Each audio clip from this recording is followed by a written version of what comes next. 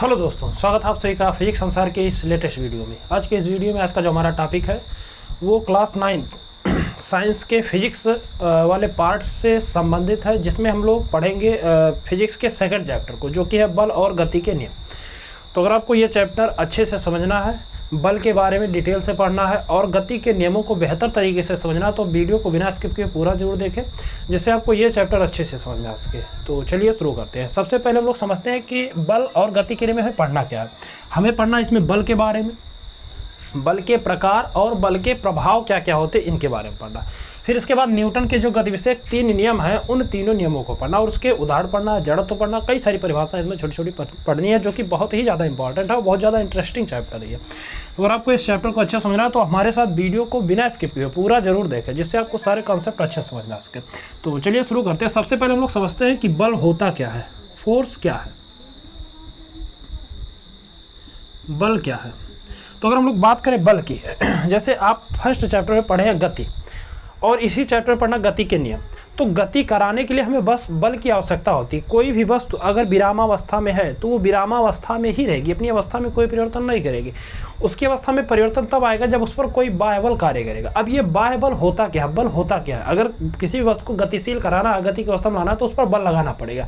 तो बल होता क्या है, तो बल की अगर हम लोग परिभाषा की बात करें तो बेसिकली बल वह बाह्य कारक है जो किसी भी वस्तु की अवस्था को बदल दे या बदलने का प्रयास करता है, बल कहलाता है। ध्यान से सुनिए, बल वह बाह्य कारक है जो किसी भी वस्तु की अवस्था को बदल दे या बदलने का प्रयास करता है। अब वस्तु की अवस्था का क्या मतलब है?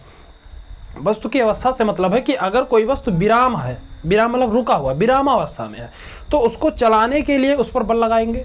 बल के द्वारा आप उस वस्तु को चला सकते हैं या प्रयास कर सकते हैं। अगर कोई जरूरी नहीं है कि आप बल लगाएं तो वस्तु गतिशील हो जाए। जैसे इस बोर्ड को अगर हम लोग धक्का दें, हम धक्का दें और सोचिए गतिशील हो जाए, तो ऐसा संभव नहीं है। इसको ऐसे धक्का दे करके हम इसको गतिशील नहीं कर सकते, लेकिन प्रयास कर सकते हैं, तो ये हो सकता है।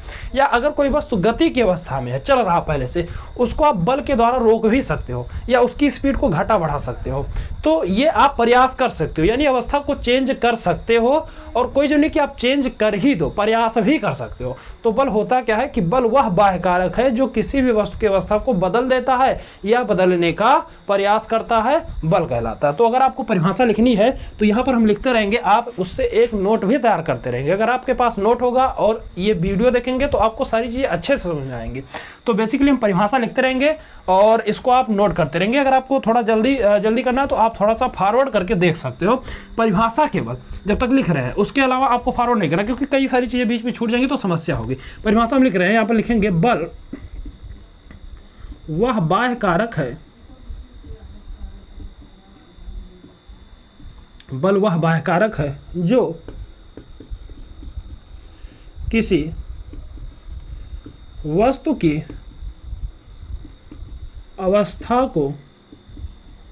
की अवस्था को बदल दे या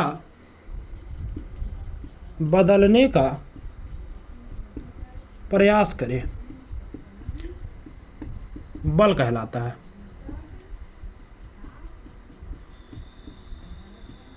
बल वह बाह्य कारक है जो किसी वस्तु की अवस्था को बदल दे या बदलने का प्रयास करे, बल कहलाता है। ठीक, इसके बाद इसके प्रकार, अगला जो आप हेडिंग लिखेंगे वो लिखेंगे प्रकार, बल के प्रकार, types of force, types of force, बल के प्रकार। अब बल के प्रकार क्या होते हैं, तो बेसिकली अगर हम लोग बात करें तो बल के मुख्य रूप से 2 प्रकार के होते हैं। वैसे तो बहुत सारे प्रकार हैं, घर्षण बल है, गुरुत्वीय बल है और वैद्युत बल है, चुंबकीय बल है। लेकिन आपको बेसिकली यहाँ पर क्या पढ़ना, बल के 2 प्रकार पढ़ने। एक होता है संतुलित बल और एक होता है असंतुलित बल। एक होता है बैलेंस्ड फोर्स और एक होता है अनबैलेंस्ड फोर्स। तो बल के 2 प्रकार होते हैं। एक होता है संतुलित बल, संतुलित बल जिसको अंग्रेजी में हम लोग कहते हैं बैलेंस्ड फोर्स, बैलेंस्ड फोर्स। और सेकंड होता है असंतुलित बल, जिसको हम लोग कहते हैं अनबैलेंस्ड फोर्स।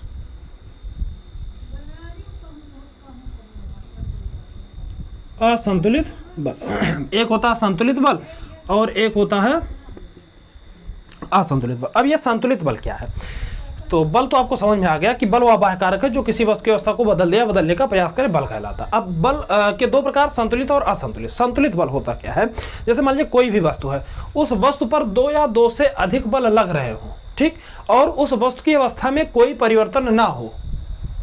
कहने का मतलब कि उसका जब आप योग करो, सभी बलों का जब टोटल निकालो, परिणामी निकालो, तो वो जीरो हो जाए, तो ऐसे बल को हम लोग कहते हैं संतुलित बल। और संतुलित बल की अवस्था में किसी भी वस्तु की अवस्था में कोई परिवर्तन नहीं होता है।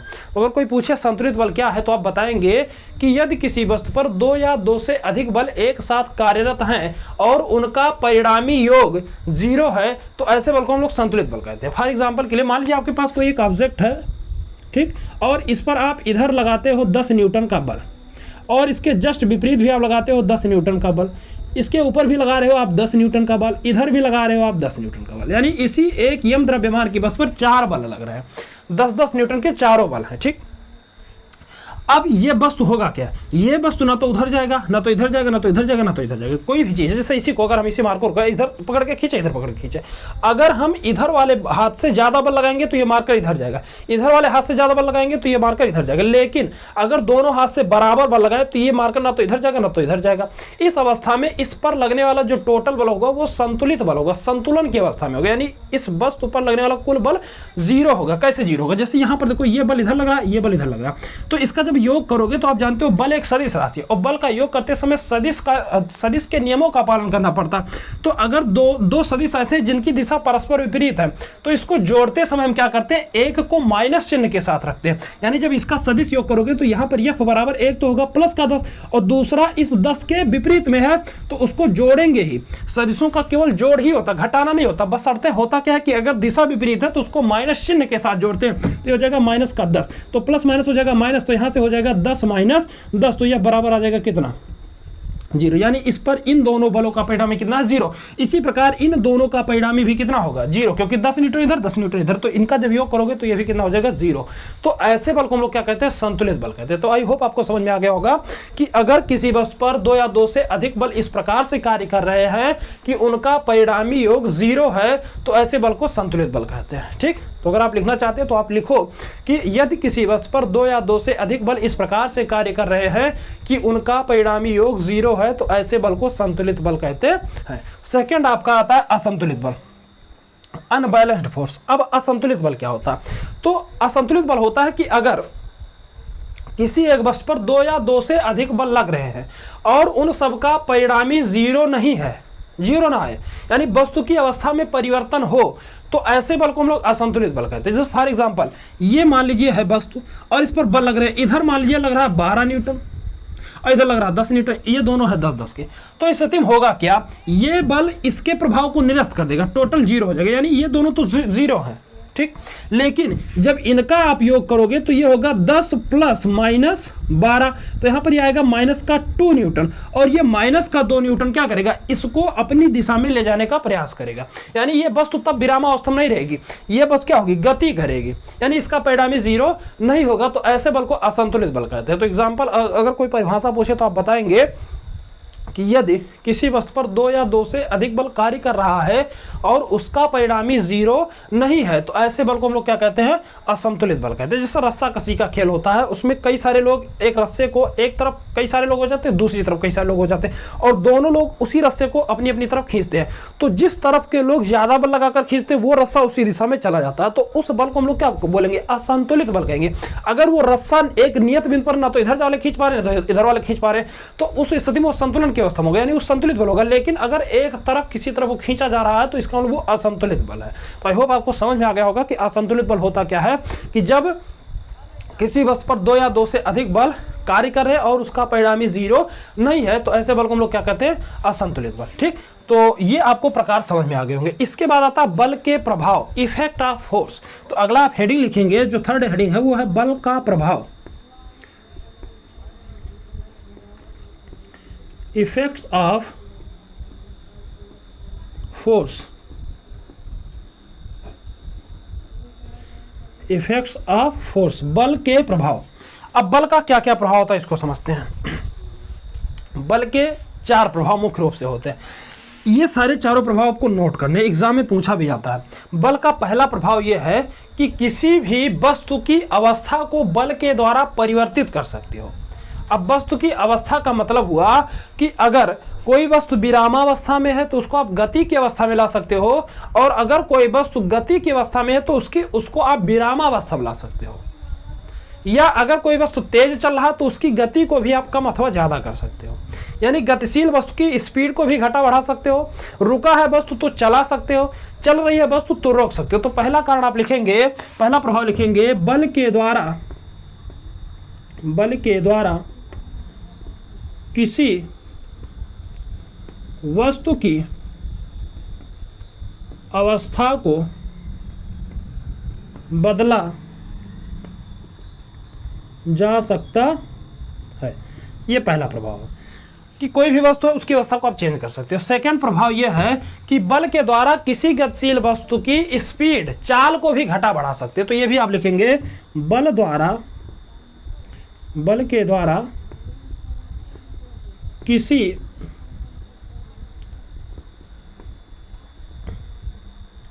गतिशील वस्तु की चाल को भी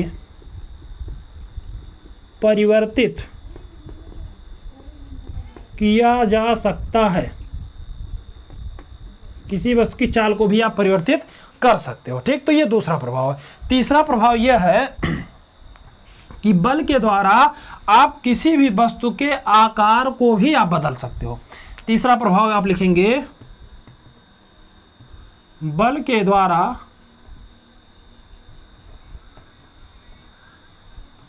किसी वस्तु के आकार को भी बदला जा सकता है। आकार मतलब समझते हो, जैसे मान लीजिए हमारे पास एक कॉपी है, ठीक। अभी ये कॉपी का आकार कैसे, आयत के आकार का। इस पर अगर हम बल लगाए तो इसको एक सिलेंडर के रूप में, एक बेलन के रूप में मोड़ सकते हैं। अभी देखो इसका आकार क्या हो गया, एक सिलेंडर के रूप में हो गया, बेलन के रूप में हो गया। तो आप इस पर बल लगा रहे हो तो अब ऐसा हो रहा। अगर ये बेलन के रूप में तो इसको आप खोल करके आयत के आकार में कर सकते हो। इसको और बल लगाओ तो ये थोड़ा सा साइज और बड़ा हो जाएगा। तो बल के द्वारा आप किसी भी वस्तु के आकार को भी बदल सकते हो। जैसे बोतल है, बोतल को दबाओ तो उसका आकार चेंज होगा। गेंद है, गेंद को दबाओ तो उसका आकार चेंज हो जाएगा। तो ये जो होता है बल के प्रभाव के कारण ही होता है कि किसी भी वस्तु के आकार को भी आप बल के द्वारा चेंज कर सकते हो। चौथा प्रभाव यह है कि बल के द्वारा किसी भी गतिशील वस्तु की दिशा को भी बदल सकते हो। बल के द्वारा किसी गतिशील वस्तु की दिशा को भी बदला जा सकता है।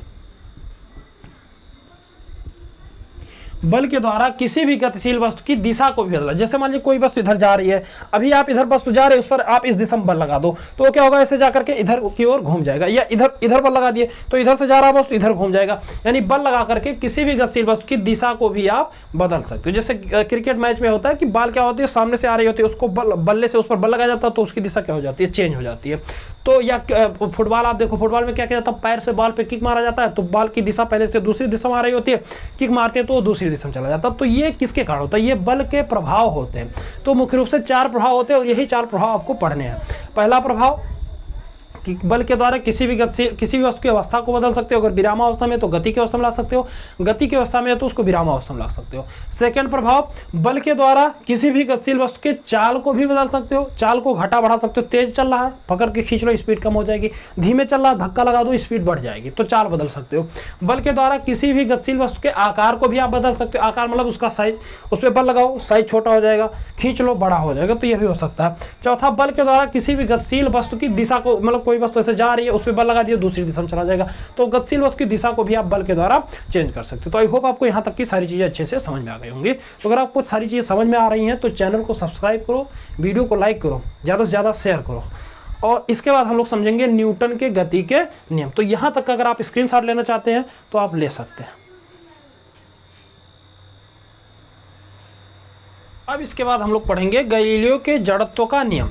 अगर आप न्यूटन के गति के नियम को पढ़ने से पहले गैलीलियो के जड़त्व का नियम आपको मालूम होना चाहिए, क्योंकि न्यूटन का जो प्रथम नियम है वो गैलीलियो के जड़त्व के नियम पर ही आधारित है। तो अगर आप ये नियम पढ़ लेते हो तो न्यूटन का प्रथम नियम आपका क्लियर हो जाएगा। तो चलिए हम लोग समझते हैं कि गैलीलियो का जड़त्व का नियम है क्या। गैलीलियो एक वैज्ञानिक थे। इन्होंने गति किससे संबंधित एक नियम दिया था, जिसमें इन्होंने बताया था कि अगर कोई वस्तु विरामावस्था में है तो विरामावस्था में रहेगी, गति की अवस्था में है तो गति की अवस्था में ही रहेगी, जब तक उस पर कोई बाह्य बल ना लगाया जाए। ये है गैलीलियो का जड़त्व का नियम। परिभाषा अगर कोई पूछे कि गैलीलियो के जड़त्व का नियम क्या है, कोई नियम पूछे, तो आप बताएंगे कि यदि कोई वस्तु विरामावस्था में तो विरामावस्था में रहेगी, गति की अवस्था में है तो गति की अवस्था में रहेगी, जब तक उस पर कोई बाह्य बल ना लगाया जाए। तो अगर आप लिखना चाहते हो तो हम यहाँ पर लिख रहे हैं, उसको आप लिखेंगे इस नियम के अनुसार, इस नियम के अनुसार यदि कोई वस्तु विरामावस्था में है तो वह विरामावस्था में ही रहेगी, और यदि कोई वस्तु गति की अवस्था में है, गति की अवस्था में है तो वह गति की ही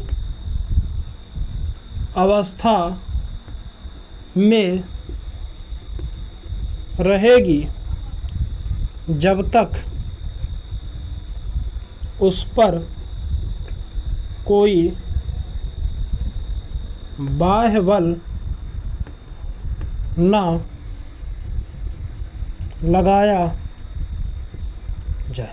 इस नियम के अनुसार यदि कोई वस्तु विरामावस्था में है तो विरामावस्था में रहेगी, गति की अवस्था में है तो गति की अवस्था में रहेगी, जब तक उस पर कोई बाह्य बल ना लगाया जाए। तो आई होप आपको ये समझ में आ गया होगा कि कोई वस्तु चल रही है तो चलती रहेगी, रुकी है तो रुकी रहेगी, जब तक उस पर कोई बाह्य बल ना लगाया जाए। इसी नियम को हम लोग क्या कहते हैं, गैलीलियो का जड़त्व का नियम कहते हैं। अब इसमें एक शब्द आया है जड़त्व, तो आपको मालूम होना चाहिए कि जड़त्व होता क्या है। एग्जाम में पूछा जाता है जड़त्व क्या होता है, आप 11th में जाएंगे, आगे कभी कुछ भी पढ़ेंगे तो वहाँ पर मिलेगा। तो अगला जो आप हेडिंग लिखेंगे वो लिखेंगे जड़त्व। जड़त्व को अंग्रेजी में बोलते हैं इनर्शिया। इनर्शिया, जड़त्व। जड़त्व क्या होता है, तो जड़त्व जो होता है वो किसी भी वस्तु का वह गुण होता है। वस्तु का एक प्रकार से गुण होता है, किसी वस्तु का वह गुण जिसके कारण वह अपनी अवस्था परिवर्तन का विरोध करता है, जड़त्व कहलाता है। कोई भी वस्तु है तो अगर आप उसकी अवस्था को बदलने का प्रयास करो, जैसे कोई वस्तु रुका है तो वो रुका रहने का ही प्रयास करेगा, वो चलने का प्रयास नहीं करेगा। जब आप उसकी अवस्था को चेंज करना चाहोगे तो उस पर आपको बल लगाना पड़ेगा, बाह्य कार्य करना पड़ेगा।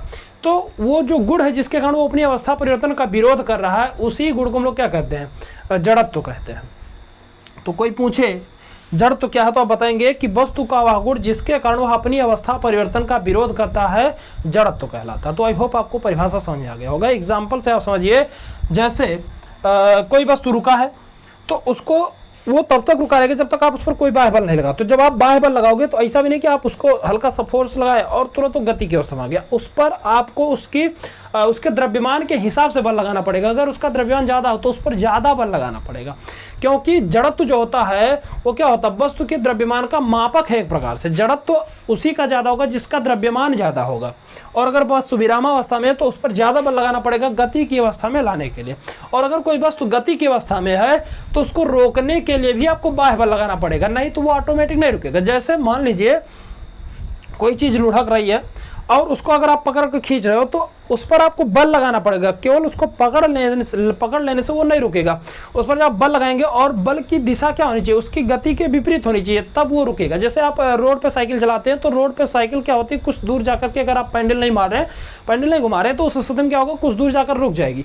अभी क्यों रुक जाती है, जब रोड पर साइकिल चलती है तो रोड की जो सतह होती है और जो साइकिल का टायर होता है उसके बीच एक घर्षण होता है, और साथ साथ वायु का जो घर्षण होता है वो क्या करता है, उस गति का विरोध करता है, जिसके कारण साइकिल क्या होती है, रुक जाती है। तो जड़त्व है क्या, किसी वस्तु का वह गुण जिसके कारण वो अपनी अवस्था परिवर्तन का विरोध करता है, जड़त्व कहलाता है। तो आप परिभाषा लिखिए, किसी वस्तु का वह गुण जिसके कारण वह अपनी अवस्था परिवर्तन का विरोध करता है, जड़त्व कहलाता है।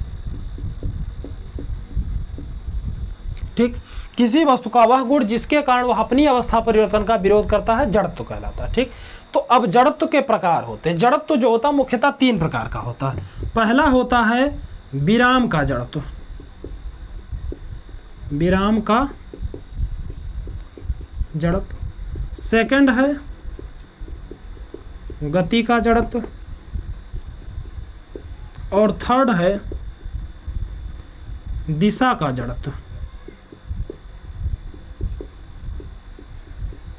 तो ये 3 प्रकार के जड़त्व होते हैं, विराम का जड़त्व, गति का जड़त्व और दिशा का जड़त्व। इन तीनों प्रकार के बारे में हम डिटेल से अगले वीडियो में चर्चा करेंगे।